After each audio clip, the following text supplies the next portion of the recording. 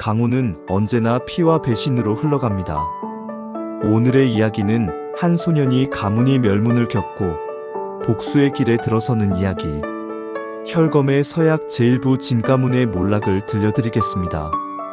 청해성 동북쪽 깊은 산중 500년 역사를 자랑하는 진가문의 저택이 고요한 밤 기운에 잠겨 있었다. 붉은 등불이 처마 곳곳을 밝히고 있었지만 이상하게도 평소보다 적막한 기운이 감돌았다. 초가을 밤바람이 대나무 숲을 스쳐가며 스산한 소리를 내고 있었고 멀리서 들려오는 부엉이 울음소리가 밤의 적막함을 더욱 도드라지게 했다. 진혁은 자신의 방에서 검을 닦고 있었다. 월광검이라 불리는 그의 애검은 달빛을 받아 차가운 빛을 발하고 있었다. 16의 나이에도 불구하고 그의 검술 실력은 이미 진가문 젊은 세대 중 최고로 인정받고 있었다. 가문의 비전 무공인 청강 12검을 완전히 터득한 것은 물론 내공 역시 이류 후기에 근접한 수준이었다. 진가문의 무공은 대대로 강과 바람의 의미를 담고 있었다. 청강 12검의 각 초식은 모두 자연의 흐름을 본떠 만들어졌으며 특히 물의 유연함과 바람의 날카로움을 동시에 구현하는 것이 특징이었다. 진혁은 어린 시절부터 이 무공에 깊은 애착을 가지고 있었고 아버지 진무성으로부터 직접 지도를 받으며 놀라운 속도로 실력을 쌓아왔다. 하지만 오늘 저녁부터 진혁의 마음에는 설명할 수 없는 불안감이 자리 잡고 있었다. 평소 온화하던 아버지의 표정에 근심이 깃들어 있었고 가문의 장로들도 무언가 심각한 일을 논의하느라 분주해 보였다. 더욱 이상한 것은 며칠 전부터 진가문을 드나드는 사람들의 움직임이 부자연스러웠다는 점이었다. 혀가 문 밖에서 아버지 진무성의 목소리가 들려왔다. 평소와는 달리 어딘지 무거운 어조였다. 들어오세요, 아버님. 진무성이 들어서자 진혁은 고개를 숙여 인사했다.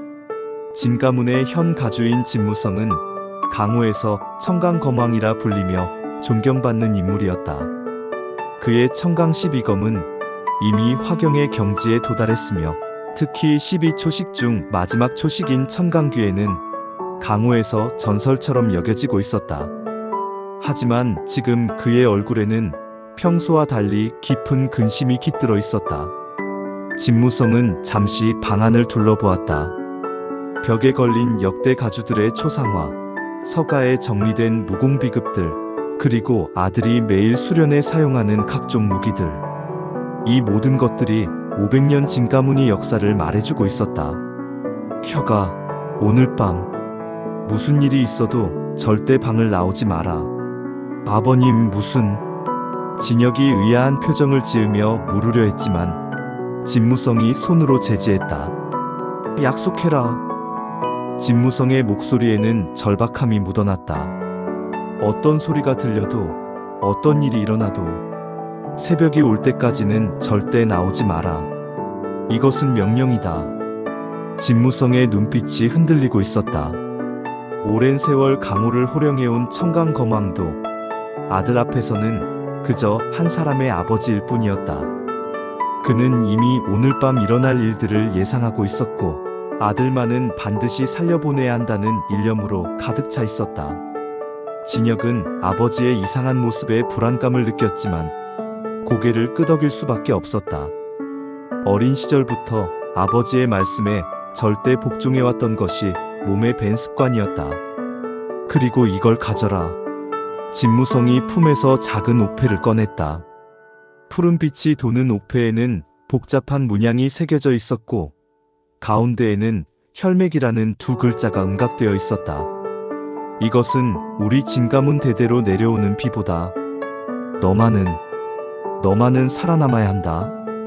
옥패를 받아든 진혁은 그것이 평범한 옥이 아님을 즉시 알아차렸다. 손에 닿는 순간 따뜻한 기운이 전해져 왔고 무언가 강력한 힘이 그 안에 봉인되어 있다는 것을 느낄 수 있었다. 하지만 그것이 무엇인지는 알 수 없었다. 아버님, 이것은 대체... 지금은 설명할 시간이 없다. 다만 기억해라. 위급한 상황이 오면 이것이 너를 구해줄 것이다. 진무성은 아들의 어깨에 손을 올리고 마지막으로 당부했다. 혁아, 아버지는 너를 무엇보다 사랑한다. 그리고 미안하다. 너에게 이런 운명을 물려주게 되어. 아버님. 진무성은 더 이상 말하지 않고 방을 나섰다. 문이 닫힌 후에도 진혁은 한동안 그 자리에 서 있었다. 아버지의 마지막 표정에서 이별의 의미를 읽을 수 있었기 때문이었다. 아버지가 떠난 후 진혁은 창밖을 바라보았다. 달빛 아래 산장의 모습은 평화로웠지만 어디선가 불길한 기운이 스며들고 있었다. 멀리 산 너머로 보이는 구름들이 달을 가리고 있었고 바람이 점점 거세어지고 있었다. 자연조차 앞으로 일어날 참극을 예고하는 듯했다. 진혁은 아버지가 준 옥패를 품에 간직하고 명상 자세를 취했다. 마음을 차분히 가라앉히려 했지만 계속해서 불안한 예감이 엄습해왔다. 그의 내공이 저절로 운행되기 시작했고 주변의 기운을 더욱 민감하게 감지할 수 있게 되었다. 자정이 지날 무렵 멀리서 희미한 발걸음 소리가 들려오기 시작했다. 그것은 한두 명이 아니었다. 수십 명의 무사들이 은밀히 진가문 산장을 포위하고 있는 것 같았다. 진혁은 몸을 긴장시키며 귀를 기울였다. 이건 경공의 소리가 아니야. 모두 1급 고수들이다. 그때 어둠 속에서 날카로운 기척이 느껴졌다. 진혁이 알고 있는 기척이었다. 바로 운검산장의 무사들이 사용하는 독특한 내공의 파동이었다. 운검산장? 왜 그들이 여기에? 순간 진혁의 머릿속에 불길한 생각이 스쳐 지나갔다. 운검산장은 진가문과 10년간 동맹을 맺고 있는 사이였다. 그들이 이렇게 은밀하게 접근한다는 것은 운검산장이 왔구나. 진무성은 대청마루에서 칼을 뽑으며 중얼거렸다. 그의 목소리에는 분노보다는 깊은 실망이 배어 있었다. 그 주위로 진가문의 무사들이 하나둘 모여들었다. 모두 20명 남짓한 인원이었지만 모두가 인류 실력을 갖춘 고수들이었다. 가주님, 정말 운검산장이 우리를 배신할 줄이야. 진가문의 장로 중 한 명인 진무광이 이를 갈며 말했다. 그는 진무성의 사형으로 평생을 진가문을 위해 바쳐온 인물이었다. 10년간 동맹을 맺고 함께 싸워온 사이인데 또 다른 장로인 진무길이 주먹을 불끈 쥐었다. 생각해보면 징조가 있었소. 진가문의 총관 진무정이 침울한 목소리로 말했다. 최근 들어 운검산장에서 오는 서신이 뜸했고 정기 회합도 핑계를 대며 빠지곤 했소. 진무성이 손을 들어 정적을 만들었다. 달빛이 그의 검나를 비추며 차가운 빛을 발하고 있었다. 이미 엎질러진 물이다. 우리가 할 수 있는 것은 최후까지 진가문의 명예를 지키는 것뿐이다. 어둠 속에서 검은 옷을 입은 인형들이 하나둘 나타나기 시작했다. 운검산장의 복장이었다. 그들의 움직임은 훈련된 살수들의 그것이었고 각자의 무기에서 나는 차가운 기운이 밤 공기를 얼어붙게 했다. 앞장서는 이는 운검산장의 장문인 유무천이었다. 유무천은 50을 넘긴 중년이었지만 여전히 강인한 체구를 자랑하고 있었다. 그의 대표 무공인 뇌전구검은 강호에서도 손꼽히는 빠르기로 유명했으며 특히 9개의 검을 동시에 조종하는 기술은 가히 귀신 같다고 평가받고 있었다. 진무성, 오랜만이군. 유무천의 목소리에는 감정이 없었다. 마치 옛 친구를 대하는 것이 아니라 처치해야 할 적을 대하는 듯한 차가운 어조였다. 그의 뒤로는 운검산장의 정예 무사들이 질비하게 늘어서 있었다. 모두 30여 명에 달하는 숫자였다. 유무천, 왜? 진무성의 목소리에는 배신당한 자의 서러움이 묻어났다. 그들은 젊은 시절부터 알고 지낸 사이였다. 함께 무림의 여러 사건들을 해결해왔고 서로의 가문을 위해 협력해왔던 동지였다. 왜라니? 유무천이 비웃었다. 진가문이 가진 혈맥신공의 비밀을 알고 있으면서도 그런 소리를 하는가? 진무성의 얼굴이 굳어졌다. 혈맥신공은 진가문 역대 가주만이 알고 있는 최고 비급이었다. 하지만 그것은 이미 실전된 지 100년이 넘은 무공이었다. 아니, 적어도 그렇게 알려져 있었다. 그 무공은 이미 거짓말 마라. 유무천이 검을 뽑았다. 그의 검에서는 파란 번개 같은 기운이 흘러나왔다. 내 아들 진혁이 그 무공의 계승자라는 것을 우리는 안다. 천룡방과 혈영교에서 그 아이를 원한다. 순순히 내놓는다면 절대로. 진무성의 검이 번개처럼 번뜩였다. 청강 12검의 초식 청류격파가 유무천을 향해 날아갔다. 검기가 공기를 가르며 날카로운 소리를 냈고 순간적으로 주변의 온도가 떨어지는 것 같았다. 유무천이 뇌전구검으로 응수했다. 파란 검기와 푸른 검기가 공중에서 격돌하며 무시무시한 폭음을 일으켰다. 두 고수의 내공이 정면으로 충돌한 여파로 주변의 나무들이 잎을 떨구고 땅에는 깊은 균열이 생겼다. 그렇다면 모두 죽여라. 유무천의 명령과 함께 운검산장의 무사들이 일제히 달려들었다. 진가문의 무사들도 맞서 싸웠지만 숫자의 열세는 어쩔 도리가 없었다. 더욱이 운검산장 무사들 사이에는 다른 세력에서 파견된 고수들도 섞여 있었다. 칼날이 부딪히는 소리와 비명이 밤공기를 찢었다. 검기가 교차하며 만들어내는 섬광이 어둠을 수없이 갈랐고 무사들의 혈투가 벌어지는 곳마다 흙먼지가 치솟았다. 진무광이 운검산장의 무사두를 상대하며 고전하고 있었다. 그의 유수분강이 적들의 합격수를 막아내고 있었지만 상대방의 끈질긴 공격에 점점 밀려나고 있었다. 사형님, 진무길이 도우러 달려갔지만 다른 적들이 그를 가로막았다. 진가문의 총관 진무정은 뛰어난 내공으로 여러 명의 적을 동시에 상대하고 있었다. 그의 천내장이 번개처럼 뻗어나가며 적들을 제압하고 있었지만 상대방도 만만한 무사들이 아니었다. 혈투가 계속될수록 진가문 쪽에 불리한 상황이 이어졌다. 숫자의 열세뿐만 아니라 적들 중에는 천룡방과 혈영교의 고수들도 포함되어 있었기 때문이었다. 천룡방의 천룡 18수는 강호에서도 악명 높은 무공이었고 혈영교의 혈마대법은 사악하기 그지없는 마공이었다. 이들의 무공은 모두 상대방의 정열을 빨아들이거나 도끼를 퍼뜨리는 특성을 가지고 있어 일반적인 정파 무공으로는 상대하기 어려웠다. 진무성은 유무천과 치열한 혈전을 벌였다. 두 사람 모두 인류 고수였지만 유무천 주변에는 천룡방에서 파견된 고수들이 함께 있었다. 천룡방의 장로 중 한 명인 동룡 사마 등이 옆에서 기회를 엿보며 견제하고 있었고 혈영교의 혈수라 위무기도 뒤쪽에서 준비를 갖추고 있었다. 진무성, 네가 아무리 청강검왕이라 해도 우리 셋을 상대로는 역부족이다. 유무천의 뇌전구검이 더욱 맹렬해졌다.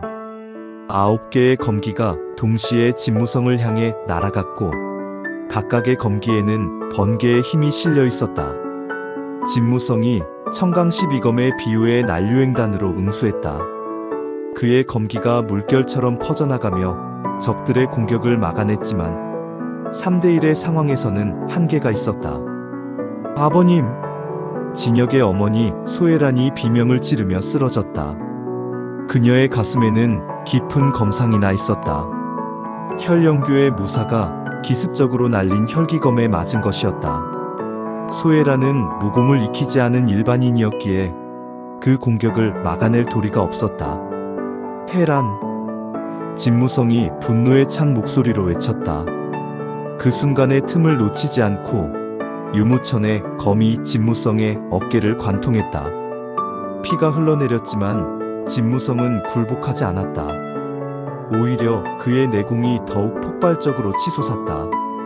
분노와 절망이 그의 잠재력을 각성시킨 것이었다.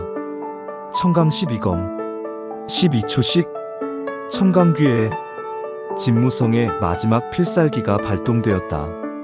그의 검에서 바다처럼 거대한 검기가 쏟아져 나왔고 주변의 모든 것을 집어삼킬 듯한 위력을 발휘했다.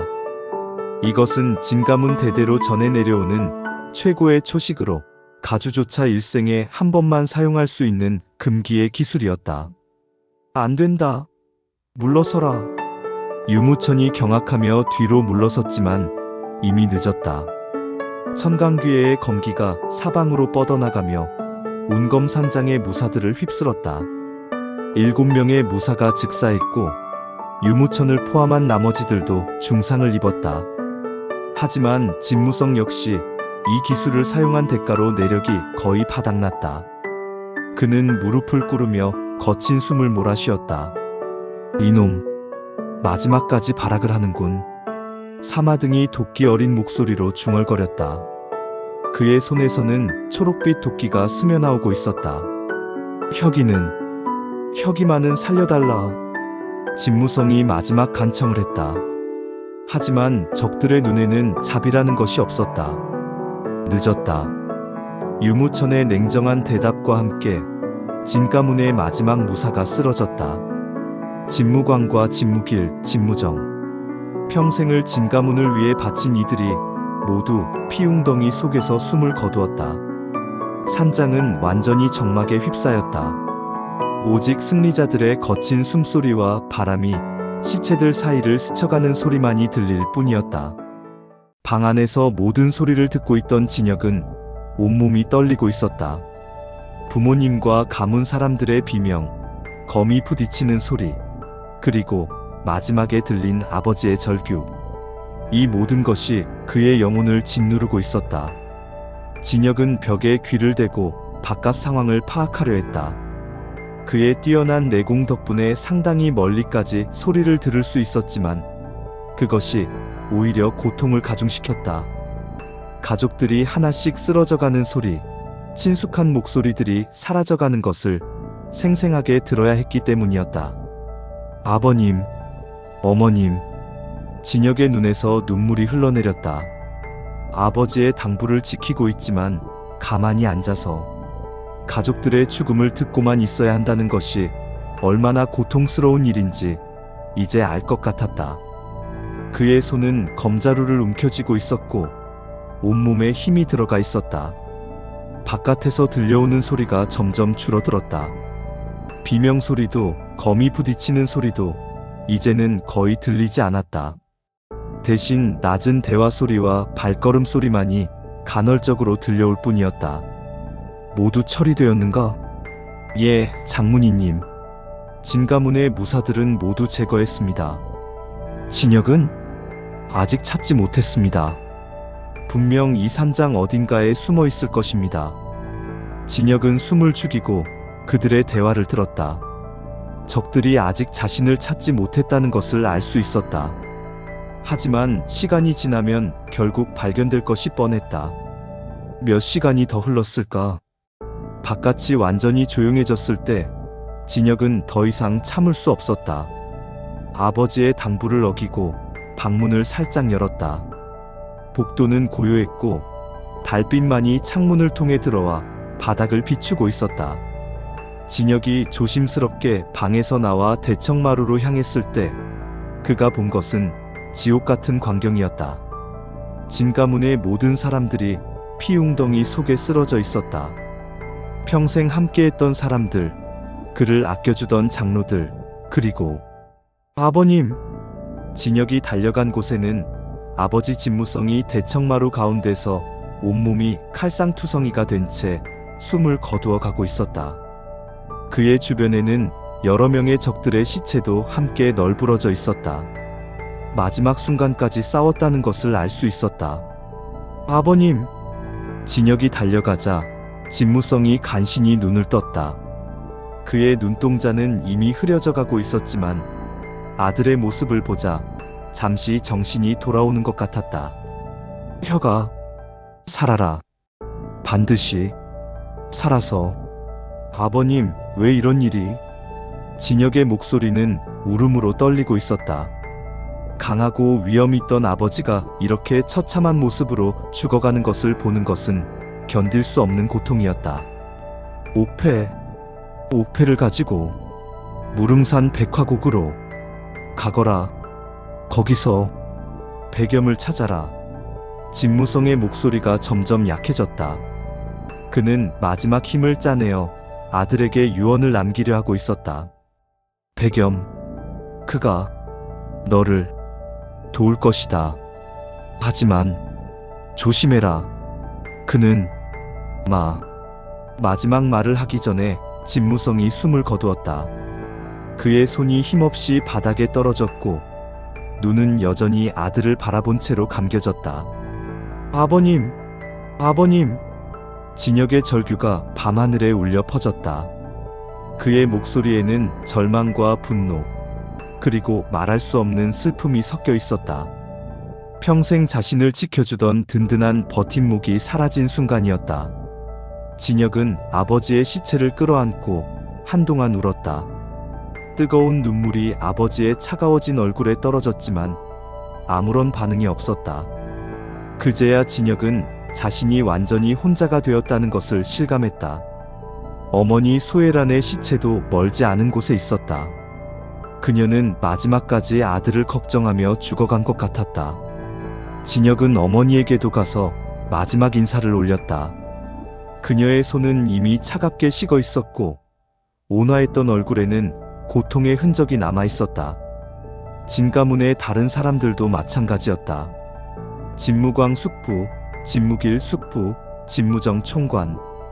어린 시절부터 그를 아껴주던 모든 사람들이 참혹하게 죽어 있었다. 심지어 무공을 모르는 하인들까지도 예외가 아니었다. 왜 이렇게까지 해야 했던 거야?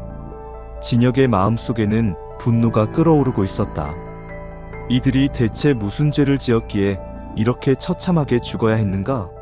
진가문은 항상 정의롭게 살아왔고 강호의 평화를 위해 노력해왔는데 그때 멀리서 발걸음 소리가 들려왔다. 아직 운검산장의 무사들이 완전히 떠나지 않은 것이었다. 진혁은 재빨리 몸을 숨겼다. 아직 그 소년을 찾지 못했나? 곧 찾을 것입니다, 장문이님. 유무천의 목소리였다. 그는 아직도 살아있었고 진혁을 찾고 있었다. 반드시 살아서 잡아와야 한다. 죽은 진혁은 아무 쓸모가 없어. 혈맥신공은 그렇게 중요한 것입니까? 중요하다는 말로는 부족하다. 그 무공을 완전히 습득한 자는 강호의 패권을 쥘 수 있다. 천룡방과 혈령교가 그토록 원하는 이유가 바로 그것이다. 진혁은 그들의 대화를 들으며 이해할 수 없었다. 혈맥신공이라는 것은 대체 무엇인가? 아버지는 그런 무공에 대해 한 번도 언급한 적이 없었다. 단지 옥패가 진가문의 비보라고만 했을 뿐이었다. 어서 찾아라. 새벽이 되기 전에 이곳을 떠나야 한다. 적들의 발걸음이 점점 가까워지고 있었다. 진혁은 온몸에 힘이 들어가지 않았지만 살아야 한다는 의지만은 꺾이지 않았다. 아버지의 유언을 지켜야 했고 무엇보다 복수를 해야 했다. 살아야 한다. 아버님의 복수를 위해서라도. 진혁은 아버지가 준 옥패를 품에 간직하고 뒷산으로 향하는 비밀 통로를 통해 산장을 빠져나갔다. 그 통로는 어린 시절 아버지가 비상시를 대비해 만들어둔 것이었다. 마치 오늘의 상황을 예견했던 것처럼 진혁이 산중을 헤매기 시작한 것은 그날 밤부터였다. 운검산장의 추격대가 계속해서 그의 뒤를 쫓았다. 그들은 살아있는 진혁을 반드시 잡아야 한다는 명령을 받고 있었다. 새벽이 되자 추격대의 규모가 더욱 커졌다. 운검산장의 무사들뿐만 아니라 천룡방과 혈령교에서도 추가 인원을 파견한 것이었다. 진혁 한 명을 잡기 위해 무려 50여 명의 고수들이 투입된 것이다. 이놈들, 어디까지 쫓아오는 거냐? 진혁은 상처투성이가 된 몸으로 계속 도망쳤다. 며칠 동안 제대로 먹지도 자지도 못한 채로 산속을 헤매고 있었다. 내공이 아무리 뛰어나다 해도 16살 소년의 체력에는 한계가 있었다. 더욱 괴로운 것은 정신적인 충격이었다. 가족과 가문 사람들의 죽음, 그 참혹한 광경이 계속해서 머릿속을 맴돌았다. 잠깐 눈을 감으면 아버지의 마지막 모습이 떠올랐고 어머니의 비명소리가 귓가에 맴돌았다. 혈맥신공. 대체 그게 뭐길래? 진혁은 품속의 옥패를 만지작거렸다. 이 작은 옥 조각 때문에 진가문 전체가 멸문당한 것인가? 그렇다면 이것은 축복이 아니라 저주였다. 사흘째 되는 날, 진혁의 상황은 더욱 절망적이 되었다. 발목에는 화살상이 있었고 등에도 검에 베인 상처가 있었다. 출혈과 탈수로 인해 의식이 몽롱해지기 시작했다. 저기다! 뒤에서 추격대의 소리가 들려왔다. 진혁은 마지막 힘을 내어 달렸지만 결국 발목에 화살이 박히며 넘어지고 말았다. 살을 파고드는 화살촉의 고통이 온몸을 휩쓸었다. 으악! 진혁이 비명을 지르며 바닥에 쓰러졌다. 화살에는 독이 발라져 있었는지 다리에 마비 증세가 일어나기 시작했다. 드디어 잡았군. 추격대의 대장이 진혁 앞에 나타났다. 운검산장의 고수 중 한 명인 철혈도 황진이었다. 그는 유무천의 측근으로 냉혹하기로 유명한 인물이었다. 그의 철혈도는 수많은 사람들의 피를 빨아들이며 붉은 빛을 발하고 있었다. 진혁, 순순히 따라와라. 장문이님께서 기다리신다. 황진의 목소리에는 조롱의 기색이 담겨 있었다. 16살 소년이 이렇게 오래 도망칠 수 있었다는 것 자체가 놀라웠지만 결국은 잡히고 만 것이었다. 절대로. 진혁이 마지막 힘을 다해 검을 뽑았지만 이미 한계였다. 몸에 힘이 들어가지 않았고 검을 제대로 쥘 수도 없었다. 며칠간의 도주와 상처로 인해 내공도 거의 바닥난 상태였다. 어린 놈이 끝까지 고집을 부리는군. 황진이 진혁을 향해 검을 내리치려는 순간이었다. 죽음이 바로 코앞에 다가온 그때. 허허. 이런 깊은 산 중에서 이렇게 시끄럽게 굴면 어쩌겠나? 어디선가 웃음소리가 들려왔다. 그것은 평범한 웃음이 아니었다. 그와 동시에 무서운 살기가 주변을 감쌌다. 추격대의 무사들이 모두 몸을 떨기 시작했다. 그것은 공포 때문이었다. 어둠 속에서 한 사내가 걸어 나왔다. 키는 보통이었지만 그의 온몸에서는 말할 수 없는 위압감이 풍겼다. 특히 그의 눈동자는 핏빛처럼 붉었다. 그의 머리카락은 새하얗게 새어 있었고 얼굴에는 기이한 문신이 새겨져 있었다. 마혈인. 황진이 경악하며 소리쳤다. 그의 목소리에는 극도의 공포가 담겨 있었다. 백염. 오호, 나를 아는군. 그렇다면 이미 들었을 터. 내가 나타나면 살아 돌아가는 자는 없다는 것을. 백염이라 불린 사내가 천천히 다가왔다. 그의 손에는 어떤 무기도 들려있지 않았지만 추격대의 무사들은 모두 한 걸음씩 뒤로 물러서고 있었다. 그들의 본능이 극도의 위험을 감지하고 있었던 것이다. 백염은 강호에서 마열인이라 불리는 절세 고수였다. 그의 혈마지공은 한번 발동되면 방언 심리 안의 모든 생명체의 피를 빨아들일 수 있다고 전해졌다. 정파든 사파든 모두가 두려워하는 존재였다. 도주하자. 황진이 외치며 몸을 돌렸지만 이미 늦었다. 백염의 손가락에서 뿜어져 나온 기운이 번개처럼 날아가 추격대 전원의 혈도를 끊어버렸다. 그것은 혈마지공의 초급 기술인 혈맥단절이었다. 추격대의 무사들이 하나둘씩 쓰러졌다. 그들의 몸에서는 피가 솟구쳐 올랐다. 하지만 그들은 비명조차 지르지 못했다. 혈도가 끊어짐과 동시에 의식을 잃었기 때문이었다. 이것이 혈마지공인가? 황진이 마지막 말을 남기고 쓰러졌다. 그의 눈에는 여전히 공포가 가득했다. 진혁은 그 광경을 보며 공포에 떨었다. 이 사내야말로 강호에서 마신이라 불리는 존재였다. 하지만 동시에 희망도 느꼈다. 적어도 추격대는 모두 제거되었기 때문이었다. 소년아, 백염이 진혁에게 다가왔다. 그의 목소리는 의외로 부드러웠다. 네가 진가문의 마지막 혈육이로구나. 어떻게 저를 아시는지요? 진혁이 떨리는 목소리로 물었다. 백염은 진혁을 내려다보며 미소 지었다. 그 미소는 따뜻해 보였지만 어딘지 모르게 서늘한 기운이 있었다. 진무성이 죽기 전에 나에게 전음을 보냈거든. 아들을 부탁한다고 말이지. 아버님이 당신을? 진혁은 놀라움을 금치 못했다. 아버지가 이런 마교의 고수와 연결점이 있었다는 것이 믿어지지 않았다. 그래, 나와 네 아버지는 젊은 시절 인연이 있었다.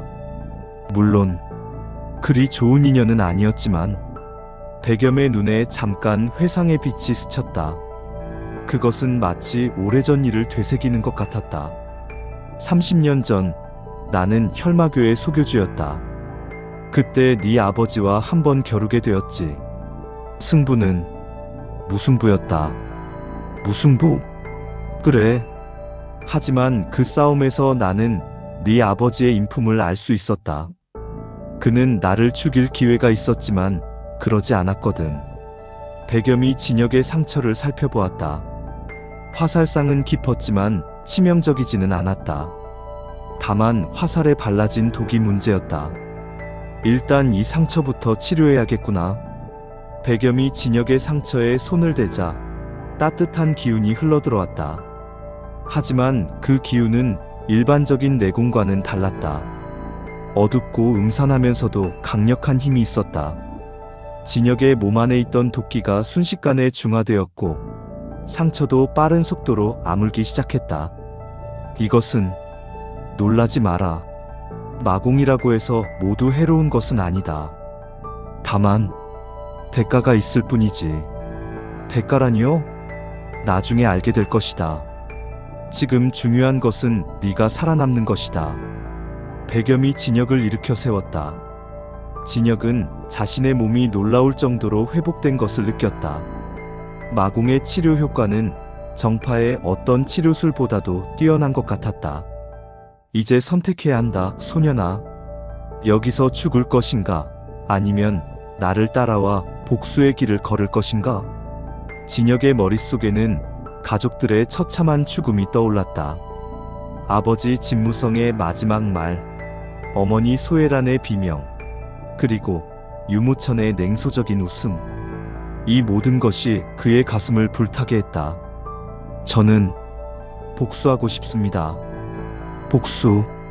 백염이 중얼거렸다. 좋은 대답이다. 하지만 내 제자가 되려면 각오해야 할 것이 있다. 무엇이든지요. 진혁의 목소리에는 강한 의지가 담겨 있었다. 그는 이미 결심을 굳혔다. 첫째, 과거의 진혁은 죽는다. 의협이나 정예 같은 것은 모두 버려라. 복수를 위해서라면 수단과 방법을 가리지 말아야 한다. 진혁이 망설였다. 어린 시절부터 정의롭게 살라고 가르쳐준 아버지의 말씀이 떠올랐기 때문이었다. 하지만 그 정의로운 아버지가 배신당하고 죽었다는 것도 사실이었다. 알겠습니다. 결국 진혁은 고개를 끄덕였다. 둘째, 내가 가르쳐주는 것은 무공이 아니라 살수의 기술이다. 검은 오직 죽이기 위해 존재한다. 상대방을 제압하는 것이 아니라 확실히 죽이는 것이 목적이다. 알겠습니다. 진혁의 대답은 더욱 확고해졌다. 셋째, 백염의 눈동자가 더욱 붉게 빛났다. 한번 이 길을 택하면 돌아갈 수 없다. 너는 평생 피와 함께 살아가야 한다. 꿈에서도 죽음의 그림자가 따라다닐 것이고 마음의 평화는 영원히 찾을 수 없을 것이다. 진혁은 잠시 침묵했다. 그리고 천천히 고개를 들어 백염을 바라보았다. 그의 눈에는 더 이상 소년의 순진함이 없었다. 오직 복수에 대한 의지만이 불타오르고 있었다. 저는 이미 그날 밤에 죽었습니다. 지금 살아있는 것은 복수를 위해서일 뿐입니다. 백염이 만족스럽다는 듯이 고개를 끄덕였다. 그는 오랫동안 제자를 받지 않았지만 이 소년에게서 특별한 무언가를 느끼고 있었다. 좋다. 그렇다면 이제부터 너는 내 제자다. 무릉산 백화곡에서 10년간 수련하게 될 것이다. 10년. 성급해하지 마라. 복수는 차근차근 준비해야 하는 법이다. 특히 너의 적들은 만만하지 않거든. 백염이 진혁의 어깨에 손을 올렸다. 운검산장, 철룡방, 혈영교. 이들을 모두 상대하려면 지금의 너로는 턱없이 부족하다. 특히 혈영교의 교주 혈천만은 나와 동급의 실력을 가진 자다. 하지만 걱정 마라. 10년 후면 강호의 모든 것이 바뀔 것이다. 그리고 그 변화의 중심에 네가 있을 것이다.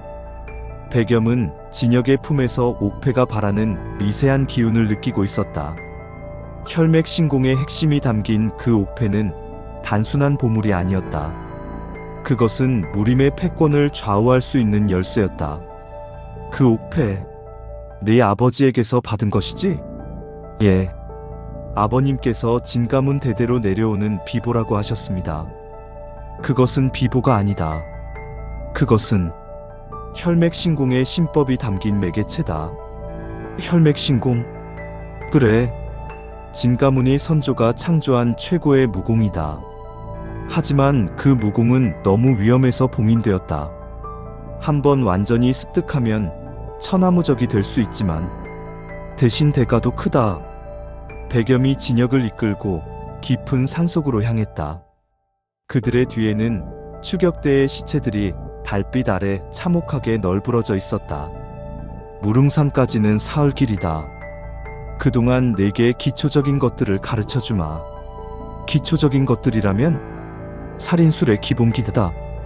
어떻게 하면 상대방을 조용히 죽일 수 있는지, 어떻게 하면 고통을 최대화시킬 수 있는지, 그런 것들 말이다. 진혁은 몸서리를 쳤다. 하지만 복수를 위해서라면 이런 것들도 배워야만 했다. 그날 밤 진가문의 마지막 혈육 진혁은 죽었다. 그리고 복수의 화신이 태어났다. 앞으로 10년간 그는 마열인 백염 아래서 지옥 같은 수련을 받게 될 것이었다. 그리고 그 끝에는 강호를 뒤흔들 무시무시한 복수국이 기다리고 있었다. 백화곡으로 향하는 길은 멀고 험했다. 하지만 진혁에게는 그것이 전혀 문제가 되지 않았다. 그의 마음속에는 오직 하나의 목표만이 불타오르고 있었다. 유무천과 운검산장, 철룡방과 혈영교, 이들 모두를 자신의 손으로 파멸시키는 것이었다. 달빛 아래서 사제의 그림자가 점점 멀어져 갔다. 그리고 강호에서는 아직 아무도 모르고 있었다. 10년 후 어떤 무시무시한 존재가 나타나게 될 것인지를. 이것이 바로 혈검의 서약 제1부 진가문의 몰락의 이야기였습니다. 복수의 길에 들어선 소년 진혁, 그의 앞에는 어떤 운명이 기다리고 있을까요? 제2부에서 이어집니다. 감사합니다.